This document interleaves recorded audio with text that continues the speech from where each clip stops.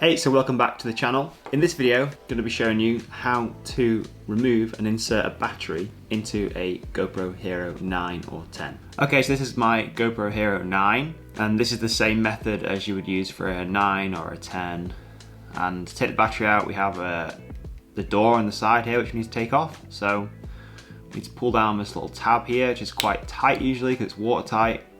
We'll flip this up, and then this will give us access to the battery. And this little plastic or paper toggle is what we need to pull to bring the battery out.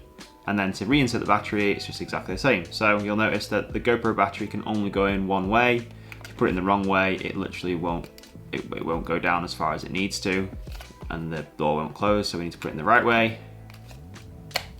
Nice little click. And then we pull the door down, and you'll see a little red mark there, and it is now locked into place. And that is watertight. And that is how you change a battery on a GoPro Hero 9 or a Hero 10.